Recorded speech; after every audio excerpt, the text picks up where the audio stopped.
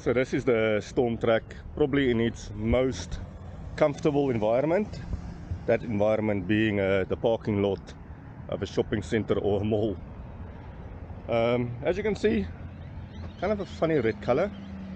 It does grow on you after a while. Don't know if I'm a fan of these nostrils here. Don't know what they thought about that. You can see with the grill, they've already started changing the grill a bit to something more keen on the new ones. So what do I like about it? The color for one. Side steps do look a bit different. And then what I do like is obviously the roller shutter. This makes it so much comfortable. And the bin divider here as well. That is definitely something you won't get on the Wildtrak spec. So my time has come to an end with the Stormtrak, and yeah, I'm off to the dealer to go fetch my new Ranger Wildtrak.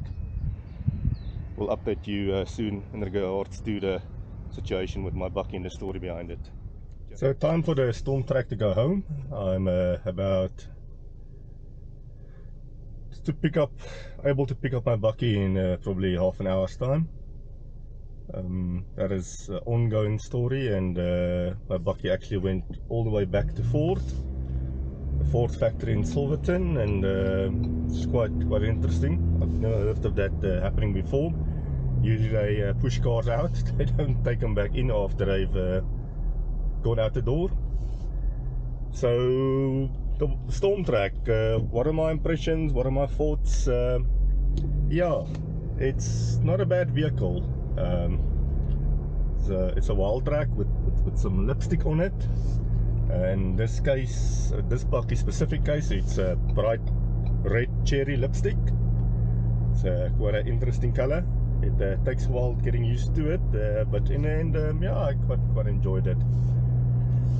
So impressions, the old ones compared to the new ones. I've driven almost 2,000 kilometers with the new Ranger, the Wildtrak bi-turbo, and this is also a bi-turbo motor in the Stormtrak. I only think they come in bi-turbo guys, and yeah, it's my best impressions would be it's like hanging out with an old school friend and you haven't seen in many years, and you know, reminiscing about the old and how you tackled the snot out of that kid in standard 5, and the girls that you used to date and the girls you wanted to date.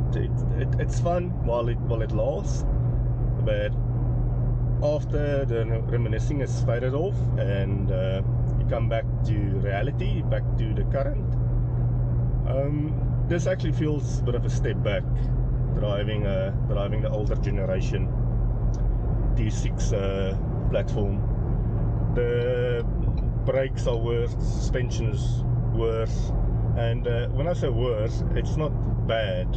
I mean, this is still a fairly big Bakkie, built on a ladder frame, and out of the Bakkies I've driven most of them, Zuzus, Navaras, even the Amarok V6, stonking motor. Didn't like much else about the Bakkie, but anyway. This is a good Bakkie. It's just not as refined as the newer generation, and I think Ford has really pushed the envelope in that regard. Yes, I know mine actually went back to the factory, but it's for a small few niggles, and I will share an update on that soon. The older models engine gearbox combination it's much more unrefined than the new one, and it's actually quite noisy as well. If you can hear this, I mean, immediate you can hear that bit of a noise there.